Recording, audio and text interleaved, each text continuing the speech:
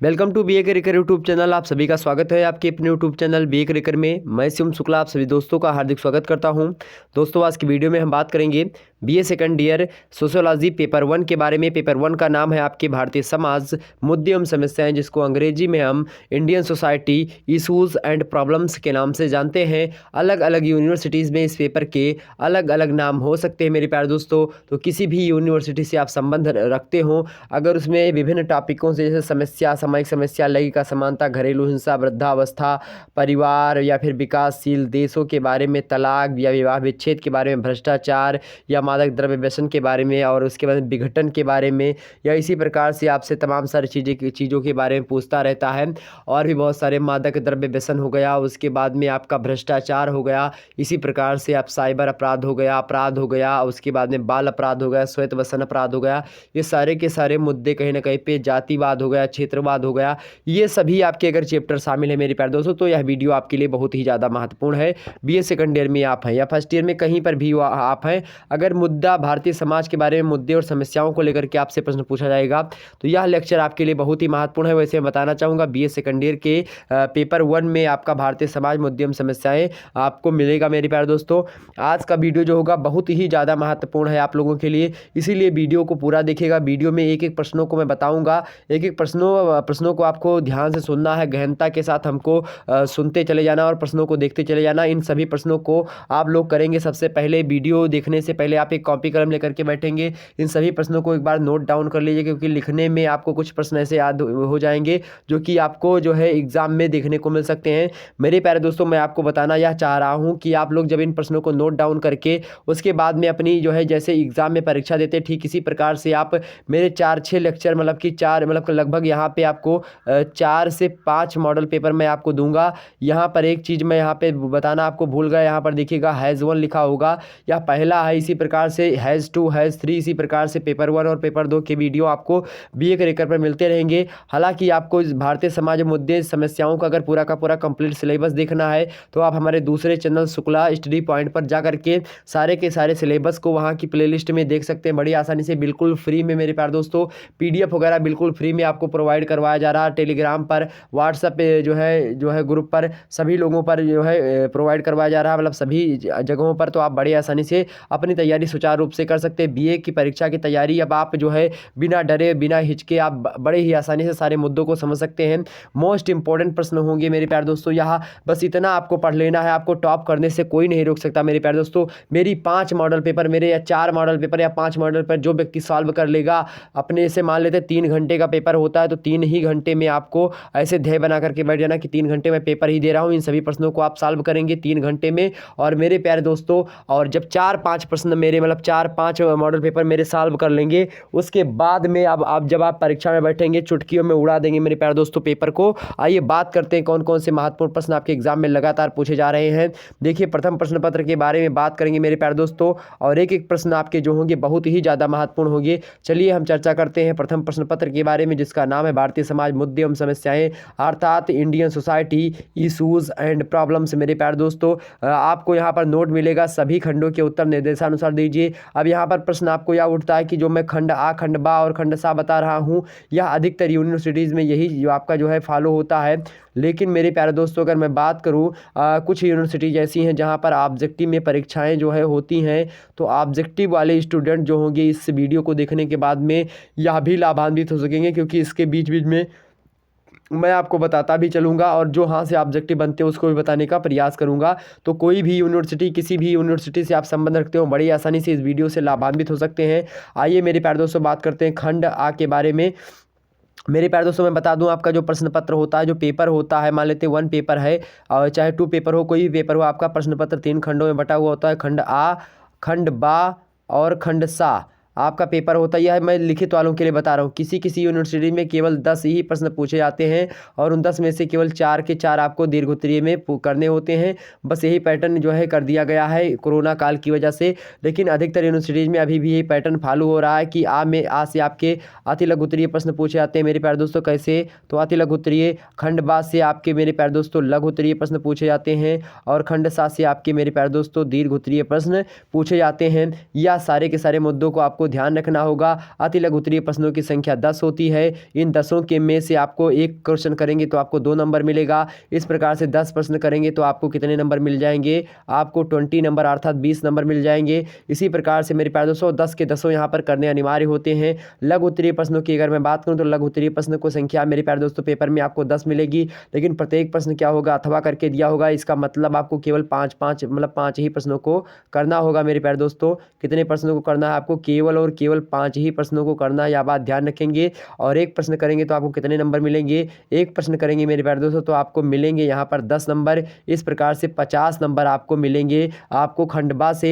इसी प्रकार से जब दीर्घ उत्तरीय में प्रवेश करेंगे तो यहाँ पर आपको 5 प्रश्न देखने को मिलेंगे। उन 5 में से केवल और केवल 2 ही प्रश्नों को आपको करना होगा। एक प्रश्न अगर आप करेंगे मेरे प्यारे दोस्तों तो कितने नंबर मिलेंगे इसको भी जान लीजिए। तो 15 नंबर का एक प्रश्न होता है। इस प्रकार से 15 का दूसरा होता है। 2 प्रश्न यहाँ से दीर्घ उत्तरीय से पूछे जाते हैं, मतलब करने होते हैं। तो 30 नंबर यहाँ से, 50 नंबर खंडवा से लघु उत्तरीय से, और 20 नंबर खंड आ से अर्थात आपका अति लघु उत्तरीय से। इस प्रकार से आपका 100 का 100 पूर्णांक जो होता है यह कंप्लीट हो जाता है मेरे प्यारे दोस्त।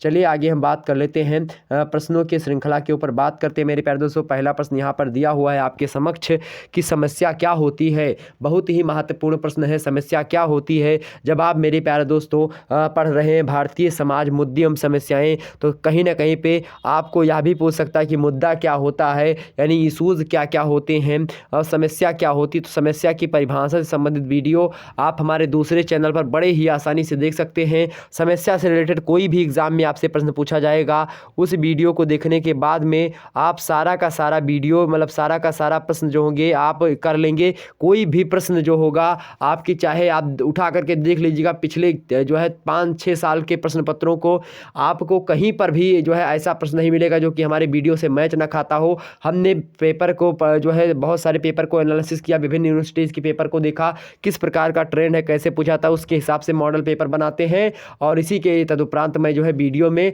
बताने का प्रयास करता हूं। जैसे कि समस्या की परिभाषा को हमने उसमें बताया, समस्या का अर्थ बताया होगा, समस्या की मेरे प्यारे दोस्तों हमने अर्थ बताया, समस्या की हमने परिभाषा बताई उसमें, और साथ ही साथ हमने समस्या के बारे में और उसकी समस्या का कारण बताया कि समस्या आखिरकार भारतीय समाज में क्या होती है। समस्या को विशेष संदर्भ में हमने समझा है भारत के परिप्रेक्ष्य में कि भारत में समस्या का मतलब क्या होता है। ओवरऑल समस्या से कैसे हम निदान पा सकते हैं, मतलब कि कैसे निदान पाते हैं समस्या से, मतलब उपाय इसके, समस्या के क्या प्रभाव पड़ते हैं आपके समाज पर, इसको भी हमने वहाँ पर बताने का प्रयास किया है। और प्रभाव में सामाजिक, राजनीतिक, आर्थिक जो है तमाम प्रकार के धार्मिक, इसी प्रकार से कारण में तमाम सारे मुद्दों को हमने बताने का प्रयास किया है। बड़े ही आसानी से समझाया है आपकी अपनी भाषा में, आपके अपनी जो है एकदम से आपकी जो घरेलू भाषा उसमें हमने विस्तार समझाया है। एक भी मुद्दा आपको वहाँ से छूटेगा नहीं।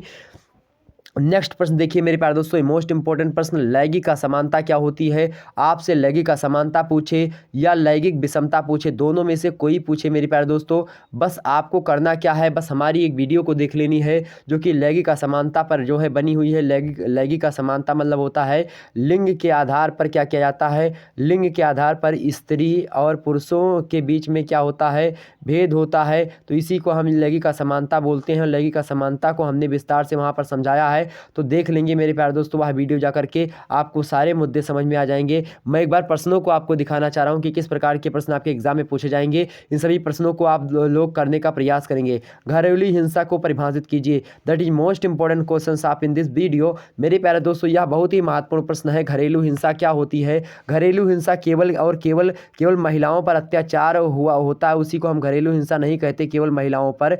मेरे प्यारे दोस्तों घरेलू हिंसा का सीधा सा मतलब यह भी होता है कि चाहे महिलाओं पर अत्याचार हो या फिर घर में जो कोई बुजुर्ग हो उस पर अत्याचार हो रहा, तो इसको भी हम क्या कहते हैं, उसको भी हम घरेलू हिंसा के तहत रखते हैं। किसी बच्चे पर अत्याचार हो रहा हो, मतलब कि उसको भी हम घरेलू हिंसा के तहत रखते हैं। तो इस प्रकार से जितने भी आपके जो है अपने घर में ही उनको जो है क्या किया जाता है, प्रताड़ित किया जाता है, उनको जो है एक प्रकार से आर्थिक स्थिति नहीं दी जाती है, या फिर उनको जितने भी मतलब कि जितने मान लेते हैं कि किसी बच्चे को मान लेते हैं 10 रुपये दिन में खाने को मिल रहे हैं, उड़ाने मतलब खाने के लिए, कुछ समोसा टिकिया कुछ खाने के लिए, लेकिन वहीं बगल में कोई बच्चा है उसको 5 ही रुपये मिल रहे हैं, किसी को 2 रुपये मिल रहे हैं, किसी को 1 नहीं मिल रहे हैं। तो कहीं ना कहीं पे इसके साथ घरेलू हिंसा ज़्यादा हो रही है, इसके साथ उससे ज़्यादा मतलब उससे कम हो रही है, इसके साथ उससे कम हो रही है, और इसके साथ घरेलू हिंसा नहीं हो रही है। तो कहीं ना कहीं पे ये होता है जब घरेलू हिंसा को बढ़ावा कब मिलता है मेरे प्यारे दोस्तों, बच्चों में। तो बच्चों में जब घरेलू हिंसा बढ़ती है कब, जब आपकी जो है सौतेली माता होती हैं या फिर जो है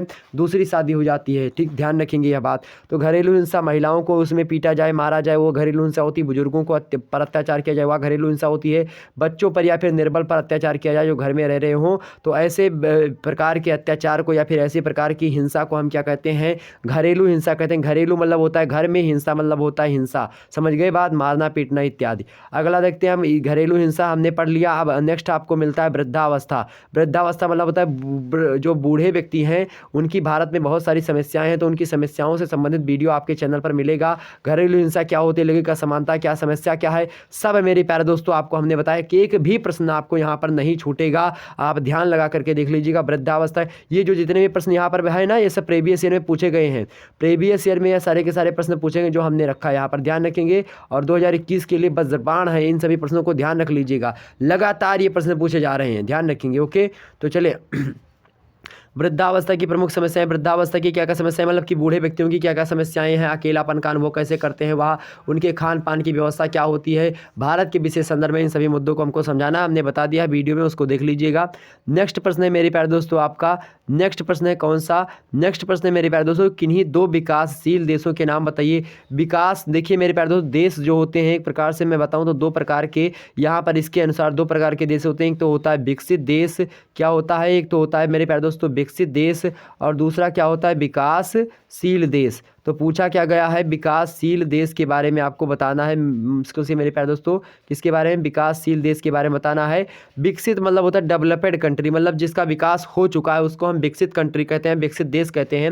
और जिसका विकास अभी हो रहा है उसको हम विकासशील कहते हैं। तो भारत का क्या हो रहा है, अभी विकास हो रहा है, भारत का विकास हो रहा है, पाकिस्तान का, श्रीलंका का, बहुत सारे ऐसे देश हैं जिनका विकास ही अभी हो रहा है। तो ये सब कैसे देश हैं, विकसित मतलब विकासशील देश हैं। जबकि जो अमेरिका हो गई, चाइना हो गई, और बड़े बड़े और जो देश हैं आपके जापान वगैरह हो गए, ये सब कैसे देश हैं, यहाँ सब विकसित देश हैं मेरे प्यारे दोस्तों। इंग्लैंड हो गया, ये सारे के सारे देश कैसे हैं, विकसित देश हैं। और अपना भारत क्या है, विकासशील, मतलब हमारा विकास हो रहा है, कंटिन्यू विकास हो रहा है। लेकिन अमेरिका पूर्ण रूप से विकसित हो चुका है, यह बात ध्यान रखें, पूर्ण रूप से नहीं विकसित हो चुका है हर मामले में, यह बात आप कह सकते हैं। तो आप दो विकासशील देशों के नाम बड़े आसानी से बता सकते हैं 50 शब्दों में। अगला प्रश्न है मेरे प्यारे दोस्तों, परिवार मतलब भारतीय परिवार की परिभाषा दीजिए। तो परिवार क्या होता है, परिवार से संबंधित लेक्चर आपको मिल जाएगा हमारे चैनल पर, उसको देख लेंगे आप। जैसे कोई भी टॉपिक सर्च करना हो मेरा, तो आप सीधे सीधे से मान लीजिए परिवार सर्च करना, तो आप लिखेंगे परिवार, आप जो है यूट्यूब पर जाएंगे परिवार लिख देंगे, उसके बाद में क्या लिख देंगे, आप सीधे सीधे लिखेंगे शुक्ला स्टडी पॉइंट, क्या लिखेंगे, शुक्ला स्टडी पॉइंट, आप क्या लिख देंगे, शुक्ला स्टडी पॉइंट। तो शुक्ला स्टडी पॉइंट आप लिख देंगे, सीधे परिवार लिखेंगे, उसके अंदर शुक्ला स्टडी पॉइंट बगल में डाल देंगे, तो आपको मेरा चैप्टर जो है जो मैंने पढ़ाया वह मिल जाएगा। तो बड़ी आसानी से आप सारे जो है मुद्दों को समझ सकते हैं। नेक्स्ट प्रश्न देखिए मेरे प्यारे दोस्तों, अगला प्रश्न है कि तलाक क्या होता है। तलाक, मुसलमानों में तलाक की व्यवस्था होती है, लेकिन यही तलाक की जो प्रक्रिया होती है अगर हिंदुओं में अपनाते हैं लोग, तो उसी को हम क्या कहते हैं, उसी को विवाह विच्छेद कहते हैं। तो मुसलमानों में तलाक जो होते थे, 3 प्रकार के तलाक होते थे, उसको हमने भी विस्तार से समझा कि 3 प्रकार के तलाक कौन होते हैं, बिद्दत और तलाक इद्दत, ये सब क्या होते हैं, इसको हमने बता दिया था विस्तार से। और जो है हिंदुओं में विवाह विच्छेद की प्रक्रिया आई, वह कब से आई, तो 1900 मेरे प्यारे दोस्तों 1954 से जो है शुरू होती है, मतलब 1954 और 55 दो, 1954 ईस्वी में विवाह मतलब कि विशेष विवाह अधिनियम आया था 1954 में। 1955 में हिंदू विवाह अधिनियम आया था, इसी के तहत इसको हिंदू विवाह में मतलब कि हिंदुओं में क्या कर दी गई, हिंदुओं में मान्यता प्राप्त कर दी गई कि हाँ अगर कोई व्यक्ति जो है प्रताड़ित है, घर में घरेलू हिंसा से ज़्यादा कोई महिलाएं पीड़ित हैं या फिर उन पर अत्याचार हो रहा है, लोग शराब जो है पी करके क्या करते हैं, महिलाओं को क्या करते हैं, पीटते हैं मेरे प्यारे दोस्तों। जब ऐसी प्रक्रिया होती, पीटते हैं महिलाओं को, तो कहीं ना कहीं पे वह महिला तलाक दे सकती है, और बहुत सारे कारण को लगा करके वह भी तलाक दे सकती है, मतलब विवाह विच्छेद कर सकती है। वैसे मुस्लिम विवाह जो होता है एक प्रकार से क्या होता है, समझौता होता है, तो समझौता कभी भी टूट सकता है। लेकिन जो है हिंदुओं का जो विवाह होता है मेरे प्यारे दोस्तों, यह क्या होता है, यह एक प्रकार से संस्कार होता है मेरे प्यारे दोस्तों, और संस्कार को ख़त्म करना एक प्रकार से क्या होता है, संस्कृति के खिलाफ होता है। इसीलिए हिंदुओं में विवाह विच्छेद की समस्या कम देखने को मिलती है। लेकिन जब से मेरे प्यारे दोस्तों 1955 ईस्वी के बाद से विवाह विच्छेद में बढ़ोतरी हुई है, तो यह भी एक प्रकार से समस्या बन चुकी है कि विवाह विच्छेद की जो है संख्या बढ़ रही है। इसका कैसे हम रोक सकते हैं, इसकी रोकथाम के लिए कैसे उपाय कर सकते हैं। अगला देखते हैं भ्रष्टाचार के कोई 2 कारण बताइए। 2 ही कारण बताना है आपको, किसके, भ्रष्टाचार। भ्रष्टाचार के 2 कारण कौन कौन से? बहुत सारे कारण है मेरे प्यारे दोस्तों। राजनीतिक कारण आप बता सकते हैं, आर्थिक कारण बता सकते हैं, सामाजिक कारण बता सकते हैं, उसके बाद में आप धार्मिक कारण बता सकते हैं, जातिगत कारण बता सकते हैं, उसके प्यारे प्यारे दोस्तों सांस्कृतिक कारण बता सकते हैं। बहुत सारे कारण आप बना सकते हैं। कारण पूछे तो भैया कारण बहुत सारे कारण आप बता सकते हैं, उसमें कोई दिक्कत नहीं। आगे देखते हैं मेरे प्यारे दोस्तों, अगला है मादक द्रव्य कौन से होते हैं? मादक द्रव्य भैया कौन से होते हैं? बीड़ी, अफीम, चरस, गुटखा, हीरोइन, तमाम सारे जो है ये जो है गांजा, ये सारे की क्या क्या, ये सब मेरे प्यारे दोस्तों मादक द्रव्य ही हैं। तो आप बड़ी आसानी से मादक द्रव्यों के नाम बता सकते हैं। ओके, मादक द्रव्य, व्यसन, मादक जो है द्रव्य सेवन, ये सारे के सारे कहीं ना कहीं दारू, सिगरेट, गुटखा, अफीम, चरस, हीरोइन, गांजा, ये सब क्या होते हैं? मादक द्रव्य होते हैं। मादक द्रव्य को हमने पढ़ा दिया। भ्रष्टाचार क्या होता है पढ़ा दिया। इन सभी से संबंधित वीडियो आप देख लेंगे। अगला है मेरे प्यारे दोस्तों विघटन क्या होता है? विघटन, विघटन, बी मतलब होता है एक प्रकार से हिंदी में प्रत्यय लगता है, और घटन मतलब होता है घट रहा है। क्या घट रहा है मेरे प्यारे दोस्तों? समाज, समाज का जो ह्रास हो रहा है, समाज के जो मापदंड हैं, समाज के जो मापदंड हैं, समाज के जो मूल्य हैं मेरे प्यारे दोस्तों, और समाज की जो नीतियां हैं, समाज के जो मेरे प्यारे दोस्तों नियम हैं, इन सभी का क्या हो रहा है? पतन हो रहा है, मतलब ह्रास हो रहा है, कमी हो रही है इन सब में। और इसी कमी को हम क्या कहते हैं? विघटन कहते हैं मेरे प्यारे दोस्तों। यह बात ध्यान रखेंगे। तो सामाजिक विघटन पूछा जा रहा है, बड़े ही आसानी से आप इसको बता सकते हैं कि समाज के नियमों का, समाज के मूल्यों का, समाज के नैतिक जो है नैतिक नीतियों का, नैतिक मूल्यों का, नैतिक मापदंडों का पतन हो रहा है। इसी को हम विघटन कहते हैं। और इससे संबंधित बहुत सारे मुद्दे हैं जो कि आपको पढ़ना होता है। सामाजिक विघटन को रिलेटेड अभी वीडियो आपके चैनल पर नहीं उपलब्ध है, जल्दी इसको बना देंगे। अगला देखते हैं, खंडवा आ गया आपका। खंडवा से मेरे प्यारे दोस्तों आपके प्रश्न पूछे जाते हैं जो है लघु उत्तरीय, और इनको आपको 200 शब्दों में लिखना होता है। आइए बात करते हैं, पहला ही प्रश्न पूछ लिया गया, निर्धनता क्या है? निर्धनता से संबंधित वीडियो आपको मिल जाएगी। निर्धनता क्या है, इसका कारण क्या है, भारत में निर्धनता कैसी है, गरीबी रेखा क्या होती, गरीबी क्या होती है, गरीबी रेखा से कितने लोग भारत में नीचे जीवन यापन कर रहे हैं, एक व्यक्ति अगर कितना रुपया कमाए तो वह गरीब कहा जाता है। कौन गरीब, मतलब गरीब जो एक प्रकार से बहुत ज़्यादा गरीब, 3 प्रकार के गरीब होते हैं, वह गरीब कौन कौन से प्रकार के होते हैं, इन सभी वीडियो को अगर आपको देखना है मेरे प्यारे दोस्तों तो एक ही वीडियो में हमने निर्धनता संबंधित वीडियो बनाई है। आप सर्च करेंगे यूट्यूब पर निर्धनता शुक्ला स्टडी पॉइंट, आपको मिल जाएगा मेरे प्यारे दोस्तों। वहाँ से निर्धनता से संबंधित वीडियो आप इस परिप्रेक्ष्य में देख सकते हैं। उसमें विभिन्न कारणों पर भारत के विशेष संदर्भ में हमने चर्चा कर ली है, तो वहाँ से यह लेक्चर आप कर सकते हैं। अगर यह प्रश्न मेरे प्यारे दोस्तों आपको नहीं आ रहा है एग्जाम हाल में, तो दूसरा प्रश्न बड़े आसानी से आप कर सकते हैं, अथवा करके दिया हुआ यहाँ पर कि धार्मिक तथा जो है नृजातीय अल्पसंख्यकों के भेद में स्पष्ट कीजिए। नृजातीय अल्पसंख्यक जो होते हैं, मतलब कि बिना जाति के जो अल्पसंख्यक होते हैं, या फिर जो धार्मिक या धर्म अल्पसंख्यक, मतलब कि जो धार्मिक रूप से अल्पसंख्यक हैं, या फिर जो जातीय रूप से अल्पसंख्यक हैं। तो धर्म के रूप में अल्पसंख्यक कौन होते हैं, जात के रूप में अल्पसंख्यक कौन होते हैं, इन दोनों के बीच में आपको अंतर स्पष्ट करना है।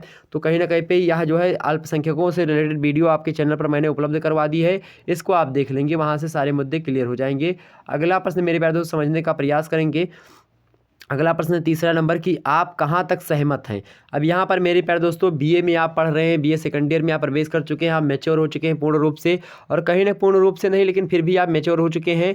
आप अपने हिसाब से किसी मुद्दे पर अपने विचार दे सकते हैं, क्योंकि 18 प्लस हो चुके हैं, और जब व्यक्ति 18 प्लस हो जाता है तो कहीं ना कहीं पे वो अपने विचारों को साझा कर सकता है, इसीलिए उसको मतदान देने का अधिकार हो जाता है मेरे प्यारे दोस्तों। तो यही इसीलिए यह प्रश्न पूछा जाता है कि आप कहाँ तक सहमत हैं, किसके बारे में, कि दहेज जो है एक सामाजिक समस्या है। अब दहेज एक सामाजिक समस्या है, इससे आप सहमत हैं कि असहमत हैं, इस पर वह आपका विचार जानना चाह रहा है, मतलब आपके युवाओं का विचार जानना चाह रहा है। जो आज के युवा हैं हमारे, उनका दहेज के प्रति क्या विचार है, इस विचार को जानना चाह रहा है कौन? इस विचार को जानना चाह रहा है मेरे प्यारे दोस्तों एग्जामिनर। ध्यान रखेंगे इतनी बात। तो कहीं ना कहीं पे यहाँ पर आपको किताबी भाषा बिल्कुल भी प्रयोग नहीं करनी है, आपको अपने हिसाब से, अपने मंतव्यों के हिसाब से, आपके जो नैतिक मूल्य हैं, आपके हिसाब से जो दहेज प्रथा लगती है उसके बारे में आप लिखेंगे। दहेज के संबंधित जो आपने आस पड़ोस में आपने चीज़ें देखी होंगी उसके बारे में आपको यहाँ पर बताना पड़ेगा।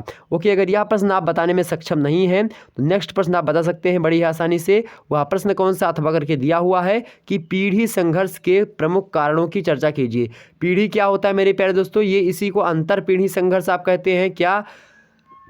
अंतर पीढ़ी संघर्ष, अंतर पीढ़ी संघर्ष कहते हैं, और एक होता है आपका अंतःपीढ़ी संघर्ष। क्या होता है? अंतःपीढ़ी संघर्ष। मेरे प्यारे दोस्तों, जब एक ही पीढ़ी के अंतर्गत संघर्ष हो तो उसी को हम अंतःपीढ़ी संघर्ष कहते हैं, लेकिन जब दो पीढ़ियों के बीच में संघर्ष होता है तो उसी को हम अंतर संघर्ष कहते हैं। जैसे मान लेते हैं आपके पिताजी ने जो है धोती कुर्ता पहना होगा, या आपके पिताजी ने जो है कुर्ता पैजामा पहना होगा, या इसी प्रकार से वो अंगोछा बांधते हैं, आप लोग रुमाल लेकर चलते हैं, तो वो कहते हैं कि अंगोछा सही है, आप कहते हैं रुमाल सही है, तो दोनों में क्या हो रहा है? संघर्ष हो रहा है। इसी प्रकार से हर एक मुद्दे को लेकर के बाप दादा के बीच में, मतलब कि जो वृद्ध लोग हैं उनके बीच में और जो युवा लोग हैं इनके बीच में हमेशा संघर्ष होता रहता है। ऐसे संघर्ष को हम क्या कहते हैं? अंतरपीढ़ी संघर्ष। मतलब दो पीढ़ियों के बीच में जो संघर्ष होता है उसी को अंतरपीढ़ी संघर्ष मान लेते हैं। जब किसी युवा के बीच के विचारों में, उनके मापदंडों में, नैतिक मूल्यों में परिवर्तन देखने को मिलता है, संघर्ष देखने को मिलता है, तो उसी को हम क्या कहते हैं? अंतःपीढ़ी संघर्ष कहते हैं। कभी कभी एग्जाम में आपसे प्रश्न पूछता है अंतरपीढ़ी संघर्ष क्या होता है और अंतःपीढ़ी संघर्ष क्या होता है। बड़ी ही आसानी से आप बता सकते हैं, हमारी वीडियोज़ को देख लीजिएगा। अंतरपीढ़ी संघर्ष संबंधित वीडियो आपके चैनल पर उपलब्ध है, दोनों को हमने उसमें विस्तार से समझा दिया है। शुक्ला स्टडी पॉइंट पर आप बड़े आसानी से देख सकते हैं। आगे देखते हैं मेरे प्यारे दोस्तों, अगला प्रश्न, चौथा नंबर प्रश्न है कि दलितों को क्या पूछा गया कि दलितों की सामाजिक आर्थिक दशा की व्याख्या कीजिए। तो दलितों की गतिशीलता या फिर इन सभी के संबंधित वीडियो हमने बना दी है। तो दलित से संबंधित आपको वीडियो देखनी है तो आप शुक्ला एचडी पॉइंट पर जाएंगे, वहां पर आपको मिल जाएगी। बड़ी आसानी से आप इसका उत्तर लिख देंगे उस वीडियो को देखने के बाद में। अथवा मेरे प्यारे दोस्तों प्रश्न दिया हुआ है कि भारत में जातिगत असमानता के प्रमुख आधारों का वर्णन कीजिए। तो भारत में जातिगत जो है असमानता फैली हुई, इसका क्या आधार है, इसके बारे में आपको बताना है। इससे संबंधित वीडियो मिल जाएगी आपको हमारे दूसरे चैनल शुक्ला स्टडी पॉइंट पर। आगे बढ़ते हैं मेरे प्यारे दोस्तों, अगला प्रश्न आपके लिए इंपॉर्टेंट है बहुत ज़्यादा। वह प्रश्न कौन सा है? 5वां नंबर प्रश्न देखिए मेरे प्यारे दोस्तों, बहुत ही ज़्यादा महत्वपूर्ण प्रश्न है। क्या प्रश्न है मेरे प्यारे दोस्तों? बड़े ही ध्यान समझने का प्रयास करिएगा आप लोग। यहाँ पर देखें, विकासशील का क्या अर्थ होता है? विकासशील का क्या अर्थ? विकासशील मतलब क्या होता है कि हाँ विकास अभी हो रहा है, मतलब कंटिन्यू विकास अभी चल रहा है। और साथ ही साथ विकासशील देशों की क्या समस्याएं होती हैं उसको बताना है। चूंकि भारत एक विकासशील देश है मेरे प्यारे दोस्तों, चूंकि भारत एक विकासशील देश है तो विकासशील देशों की बहुत सारी समस्याएं होती हैं। और हम पढ़ रहे हैं क्या? भारतीय समाज के बारे में और मध्यम समस्याएं के बारे में। तो कहीं ना कहीं पे आपके जो भारत की जो समस्याएं हैं किससे संबंधित? जो भारत की समस्याएं हैं मेरे प्यारे दोस्तों किससे संबंधित? जो आपकी भारत की समस्याएं विकासशीलता से संबंधित, उसको आपको बता देना है। कहाँ किसके बारे में? जो है भारत के विशेष संदर्भ में एक आध दो देश के बारे में और आपको बता देना है। तो यहाँ पर हमने आपको क्लू दे दिया, आप बड़े आसानी से आप बता सकते हैं कि भारत की क्या क्या समस्याएं हैं। बहुत सारी समस्याएं, विवाह विच्छेद की समस्या है, उसके अंदर लैंगिक असमानता है, घरेलू हिंसा है, वृद्धावस्था की समस्या है, और उसके अंदर मादक द्रव्य व्यसन की समस्या है, तलाक, विवाह विच्छेद की समस्या, भ्रष्टाचार, साइबर अपराध की समस्या, आतंकवाद की समस्या है। बहुत सारी समस्याएं हैं, उसको आप बता सकते हैं। आगे देखते हैं मेरे प्यारे दोस्तों, अगला प्रश्न दिया हुआ है, बड़ा ही जो है अच्छा प्रश्न है। अगर वह प्रश्न आप नहीं कर सकते, नेक्स्ट प्रश्न आपको यहाँ पर दिखाई पड़ रहा होगा मेरे प्यारे दोस्तों। वह प्रश्न कौन सा है कि पर्यावरण की अधोगति का प्रबल कारण क्या है? प्रदूषण है। तो पर्यावरण की जो अधोगति मतलब कि जो गति हुई है, मतलब जो पर्यावरण पहले था उसका आधा पर्यावरण अब बचा हुआ है, इसी को हम अधोगति कहते हैं। तो कहीं ना कहीं पे जो पर्यावरण में बहुत ज़्यादा क्या हो रही है? हानि हो रही है, पर्यावरण का क्षीण हो रहा है, पर्यावरण का ह्रास हो रहा है मेरे प्यारे दोस्तों। और कहीं ना कहीं पे इसका कारण क्या है? तो प्रबल कारण क्या है? प्रदूषण है, यह कथन बताया गया। तो इस कथन को आपको पुष्टि करनी किसके माध्यम से? बहुत सारे उदाहरण आपको यहाँ पर देने होंगे और उदाहरणों के द्वारा आपको एग्जामिनर को क्या करना है? समझाने का प्रयास करना है कि हाँ यह कथन जो आपने दिया है यह सत्य है कि पर्यावरण को अधोगति प्राप्त हुई है। उसका कारण सबसे ज़्यादा क्या है? प्रदूषण है मेरे प्यारे दोस्तों। तो प्रदूषण में आप कई प्रकार के प्रदूषण को यहाँ पर दिखा सकते हैं। पहला आप बता सकते हैं वायु प्रदूषण, दूसरा आप बता सकते हैं जल प्रदूषण, तीसरा आपका रेडियोधर्मी प्रदूषण, और उसके बाद में और भी तमाम प्रकार के प्रदूषण, वॉइस पोल्यूशन मतलब कि आप ध्वनि प्रदूषण, तमाम प्रकार के प्रदूषण जो कि वातावरण को क्या कर रहे हैं या पर्यावरण को क्या कर रहे हैं? क्षति पहुंचा रहे हैं। नेक्स्ट प्रश्न देखिए मेरे प्यारे दोस्तों, 6वां नंबर प्रश्न आ गया आपका साइबर। और साइबर मतलब होता है एक प्रकार से जो कंप्यूटर वगैरह में आपको अपराध किया जाता है। मान लेते कोई किसी का हैक कर लेता है चैनल, या फिर कोई जो है तमाम सारी चीज़ें हैक कर लेता है, किसी की आईडी को हैक कर लिया, किसी को फ़ोन को हैक कर लिया, बड़ी बड़ी संस्थाओं को हैक कर लिया, इसी अपराध को हम साइबर अपराध कहते हैं मेरे प्यारे दोस्तों। अपराध कई प्रकार के होते हैं। अपराध मेरे प्यारे दोस्तों अगर समझना चाहूँ तो अपराध दो प्रकार के होते हैं। वह दो प्रकार कौन कौन से? एक तो सामाजिक दृष्टि से अपराध होता है और एक मेरे प्यारे दोस्तों विधिक अपराध अर्थात कानूनी दृष्टि से अपराध होता है। इन दोनों अपराधों के बारे में हमने सदरलैंड, डॉक्टर सथना इत्यादि के अनुसार विस्तार से समझा है। तो अपराध क्या होता है इसको समझेंगे। हमने अपराध के साथ साथ बाल अपराध के बारे में आपको बताया कि बाल अपराध क्या होता है, इसके स्वरूप होते हैं बाल अपराध। उसके बाद में अपराध क्या होता है, अपराध मतलब कि युवा वाले जो अपराध करते हैं वो अपराध क्या होता है। इसी में आपका अपराध में श्वेत व्यसन अपराध मतलब कि सफ़ेद पोश अपराध के बारे में हम चर्चा करते हैं, मतलब कि जो धनी व्यक्ति लोग होते हैं, नेता मंत्री अपराध करते हैं उसको कहते हैं। इसी प्रकार से मेरे प्यारे दोस्तों साइबर अपराध होता है। क्या? साइबर अपराध, जो कि किससे संबंधित होता है? कंप्यूटर से या फिर बड़ी बड़ी जो है टेक्निकल चीज़ों से संबंधित होता है, तो उसी को साइबर अपराध कहते हैं। तो यहाँ पर आपसे प्रश्न पूछ लिया गया, क्या प्रश्न पूछ लिया गया कि साइबर अपराध क्या है। इससे संबंधित वीडियो आपके चैनल पर हो सकता है अभी उपलब्ध हो, अगर नहीं उपलब्ध हो तो जल्दी आपके चैनल पर मैं उपलब्ध करवा दूंगा मेरे प्यारे दोस्तों। अभी शायद हमने नहीं बनाया है, जल्दी आपके चैनल पर साइबर अपराध संबंधित वीडियो उपलब्ध हो जाएगी। और इसके क्या क्या तरीके होते हैं कि साइबर अपराध हम कैसे कर सकते हैं इसको भी बताना है मेरे प्यारे दोस्तों। तो इससे संबंधित वीडियो मैं जल्द ही आपके चैनल पर उपलब्ध करवाने का प्रयास कर दूंगा। आगे देखते हैं, अगर यह प्रश्न आप नहीं कर सकते तो अथवा करके दिया कि सार्वजनिक क्षेत्र में भ्रष्टाचार पर टिप्पणी लिखिए। तो सार्वजनिक क्षेत्र में भ्रष्टाचार किस प्रकार से फैला हुआ है। सार्वजनिक क्षेत्र मतलब क्या होता है? एक प्रकार से जो सरकारी क्षेत्र है उसी को सार्वजनिक क्षेत्र कहा जाता है। निजी क्षेत्र, हम प्राइवेट क्षेत्र को निजी क्षेत्र कहते हैं और सरकारी क्षेत्र को हम सार्वजनिक क्षेत्र कहते हैं। तो सरकार के क्षेत्रों में जो भ्रष्टाचार है वो किस प्रकार से फैला है इस पर आपको टिप्पणी लिखनी। कितने शब्दों में? तो 200 शब्दों में। अब बात कर लेते हैं मेरे प्यारे दोस्तों 500 शब्दों वाले प्रश्नों पर। खंड सा में पहुंचते हैं मेरे प्यारे दोस्तों, प्रवेश करते हैं हम खंड सा में। खंड सा देखिए मेरे प्यारे दोस्तों, यहाँ से आपके दीर्घ उत्तरीय प्रश्न पूछे जाते हैं, उनको आपको 500 शब्दों में करना होता है। केवल और केवल 2 प्रश्न करने होते हैं। दिए कितने होते हैं? तो 5 में से केवल और केवल 2 ही करने होते हैं। बात करते हैं, यहाँ पर पहला प्रश्न दिया हुआ कि भारत में विभिन्न प्रकार के अल्पसंख्यकों की जो समस्याएं हैं उन पर प्रकाश डालना है। अल्पसंख्यकों की भारत में कौन कौन सी समस्याएं हैं, उसमें आपके मुस्लिम अल्पसंख्यक हो गए, सिख अल्पसंख्यक हो गए, ईसाई अल्पसंख्यक हो गए, इसके बाद में जैन हो गए और इसके बाद में बौद्ध हो गए मेरे प्यारे दोस्तों, पारसी हो गए, यहूदी हो गए। इन सभी अल्पसंख्यक की जो समस्याएँ हैं, इन सभी समस्याओं के बारे में एक वीडियो हमारे चैनल पर उपलब्ध है, उसको जाकर के आप बड़े आसानी से देख सकते हैं। तो इस प्रश्न का उत्तर आप दे सकते हैं। और यहाँ पर देखेंगे 8वां प्रश्न कि आप कहाँ तक सहमत हैं। फिर आपसे पूछ लिया गया आपके बारे में, आपके IQ के बारे में, आपके इंटेलिजेंट कोशेंट के बारे में मेरे प्यारे दोस्तों यहाँ पर प्रश्न पूछा रहा है, आपकी बुद्धि लब्धि को परखना चाह रहा है एग्जामिनर। तो यहाँ पर देखें आप कहाँ तक सहमत हैं कि जो घरेलू हिंसा होती है उससे आशय क्या होता है, उसका मतलब यहाँ पर आपको लिखा मिलेगा। घरेलू हिंसा का आशय मात्र महिलाओं के विरुद्ध हिंसा से है, उपयुक्त तर्कों एवं उदाहरणों के द्वारा समझाइए। घरेलू हिंसा केवल और केवल महिलाओं तक ही सीमित है, इस कथन की आपको पुष्टि करनी। यहाँ पर पूछ रहा है कि आप कहाँ तक सहमत हैं, क्योंकि केवल महिलाओं पर अत्याचार अगर होता तो उसी को हम घरेलू हिंसा नहीं कह सकते। घरेलू हिंसा एक मेरे प्यारे दोस्तों एक व्यापक शब्द है और इसमें घर में रह रहे उस कोई भी व्यक्ति हो जिस पर अत्याचार हो रहा हो, जो निर्बल हो, असहाय हो, उस पर अत्याचार हो रहा हो, उसी को हम घरेलू हिंसा कहते हैं। और मेरे प्यारे दोस्तों आपसे आपकी बुद्धि लब्धि को यहाँ पे परखने के लिए प्रश्न पूछा गया कि जो घरेलू हिंसा होती है केवल और केवल क्या होती है, महिलाओं के विरुद्ध हिंसा होती है। इससे आप कहाँ तक सहमत हैं? जी आप यहाँ पर लिखेंगे कि हाँ कहीं ना कहीं पे घरेलू हिंसा का लगभग 60 से लगभग जो है 70% जो हिस्सा होता है वह महिलाओं से ही संबंधित होता है और लगभग 20% या 25% हिस्सा जो होता है मेरे प्यारे दोस्तों यह संबंधित होता है वृद्धों से। और कुछ ऐसे 5 से 10% ऐसे होते हैं, मतलब परसेंट ऐसे होते हैं जो कि बालकों से संबंधित होते हैं या फिर अन्य से संबंधित होते हैं। तो ऐसे में हम 60 से 70% के आधार पर आपको महिलाओं को घरेलू हिंसा के रूप में कह सकते हैं, क्योंकि 60% पर आपको 70 या 60% पर आपको वैधता मिल जाती है। तो इस प्रकार से आप लिखेंगे। लेकिन घरेलू हिंसा केवल महिलाओं का प्रतिनिधित्व नहीं करती, महिलाओं की हिंसा का केवल प्रतिनिधित्व नहीं करती, यह बात भी आप बताने का प्रयास करेंगे। इसमें वृद्ध, असहाय, निर्बल इत्यादि प्राणियों पर भी हिंसात्मक अगर किया जाता है घरेलू मतलब घर में, तो उसको भी हम घरेलू हिंसा के तहत रखते हैं। इससे संबंधित वीडियो आपके चैनल पर उपलब्ध है, देख लीजिएगा, वहाँ से आप बड़े आसानी से इस मुद्दे को समझा सकते हैं। ओके, ध्यान रखेंगे। जरूरी नहीं कि जो चीज़ें यहाँ पर लिख दी गई कथन में वह सही है, वह आपकी बुद्धि को परखना चाहता है कि आप जो है अगर कोई व्यक्ति आपसे कह दे कि घरेलू हिंसा मात्र यही होती है तो आप भ्रमित ना हो, आप अपने विचारों का प्रयोग करें वहाँ पर कि हाँ घरेलू हिंसा मात्र इतनी नहीं होती जितनी आपने बताई है, मैंने भी पढ़ा लिखा है और घरेलू हिंसा ये होती है। ओके, आगे देखते हैं। अगला प्रश्न है मेरे प्यारे दोस्तों, क्या विकास तथा पर्यावरण अपकर्ष।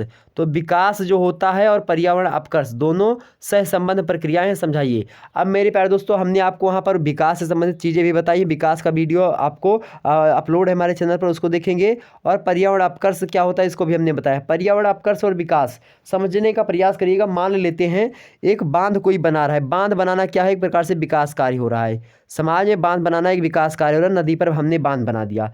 अब नदी में बांध बनाने से कारण से क्या होगा, पर्यावरण संतुलन बहुत अधिक मात्रा में बिगड़ेगा। समझते हैं कैसे। मान लेते हैं यहाँ पर ये पहाड़ है मेरे प्यारे दोस्तों, और इस पहाड़ से नदी क्या हो रही है, निकल रही है। अब इस पहाड़ से नदियाँ निकल रही है मेरे प्यारे दोस्तों। अब इस नदी पर हम क्या करेंगे, इस नदी पर मेरे प्यारे दोस्तों हम बांध बनाने का प्रयास करते हैं। चलिए हम बांध यहाँ पर नदी पर बांध बना देते हैं।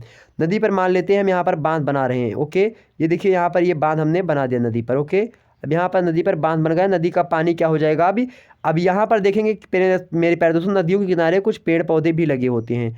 अब नदियों के किनारे मेरे प्यारे दोस्तों पेड़ पौधे जो लगे होते हैं, कुछ लोग यहाँ पर निवास भी करते हैं। अब जब कुछ लोग निवास करते हैं, पेड़ पौधे भी आपके लगे हुए हैं, तो कहीं ना कहीं पे आप यहाँ पर यह देखने का प्रयास करेंगे, जब यहाँ पर हम पानी को रोक देंगे मेरे प्यारे दोस्तों, यहाँ पर हम बैरियर लगा देंगे, डैम बना देंगे, मतलब डैम कह रहे हैं कि आपका एक प्रकार से बांध बना देंगे, तो क्या हो जाएगा, ये जो पानी आ रहा है, ये नदियों में जो पानी आ रहा है, ये पानी क्या हो जाएगा मेरे प्यारे दोस्तों, यह पानी अलग अलग दिशाओं में भ्रमण करना प्रारंभ कर देगा। क्या करना प्रारंभ कर देगा, इधर इधर बहना प्रारंभ कर देगा। ये देखिए इधर इधर जो है बह रहे पानी जो है इस प्रकार से बहना प्रारंभ कर देगा। अब यहाँ पर जो भी वनस्पतियाँ, कीड़े मकोड़े या फिर जो भी लोग रह रहे हैं, इनके जो है विस्थापन का संकट उत्पन्न हो जाएगा। क्या हो जाएगा, विस्थापन का संकट उत्पन्न होगा, मतलब कि अब इनको अलग जाना है। तो एक चैप्टर हमने पढ़ाया था आपको, विस्थापन भी पढ़ाया होगा उसमें, ठीक, तो ध्यान रखेंगे। तो बांध बनाने से क्या हो जाएगा, आपको बांध बनाना एक विकास कार्य है, और इससे नदी के जल को हमने रोका, तो यहाँ पर जितनी वनस्पतियाँ थी, जल भराव की समस्या उत्पन्न हो जाएगी।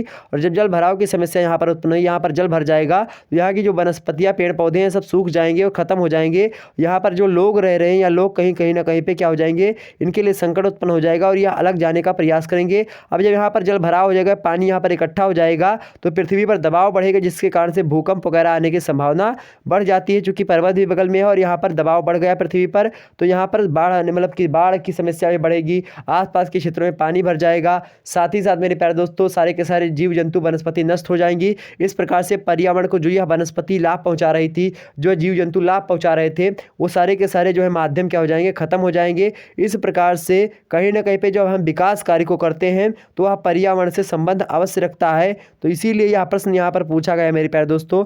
कौन सा प्रश्न पूछा गया, प्रश्न आपसे पूछा गया मेरे प्यारे दोस्तों, प्रश्न पूछा गया कि क्या विकास कार्य को करने के लिए हमको पर्यावरण को ध्यान में रखना होगा। इसीलिए आप पढ़ते सतत विकास।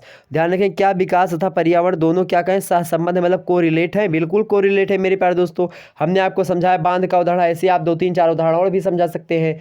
जब भी आप मेरे प्यारे दोस्तों कहीं पर फैक्ट्री लगाते हैं, तो वह विकास कार्य होता है, लेकिन वो फैक्ट्रियों का कचरा कहाँ, नदी में आप ठोंक देते हैं, नदी में चला आता है। फैक्ट्रियों की चिमनियों से जो धुआं निकलता है, वह वातावरण, मतलब वायु प्रदूषण को फैलाता है। तो कहीं ना कहीं पे सीधे सीधे विकास कार्य को अगर हम करते हैं, तो वह किससे संबंध रख हो जाता है, सीधे सीधे। तो विकास कार्य को करते हैं हम, तो तुरंत कहीं ना कहीं पे पर्यावरण पर प्रभाव पड़ने लगता है। पर्यावरण पर जो है कहीं कहीं पर जो है प्रतिकूल प्रभाव अधिक मात्रा में देखने को मिलेगा, अनुकूल प्रभाव बहुत कम मात्रा में देखने को मिलेगा। इसलिए विकास की हम बात करते हैं, सतत विकास। क्या सतत विकास, मतलब सस्टेनेबल डेवलपमेंट। ध्यान रखेंगे मेरे प्यारे दोस्त, सतत विकास, ठीक।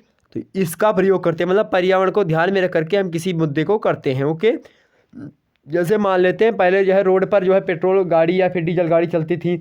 आज के परिप्रेक्ष्य में देखेंगे आप, तो मेरे प्यारे दोस्तों कैसी गाड़ी चलने लगी हैं, तो आप देखेंगे आज के परिप्रेक्ष्य में, तो आज बहुत सारी गाड़ियाँ आपकी जो है सीएनजी से चलने लगी हैं।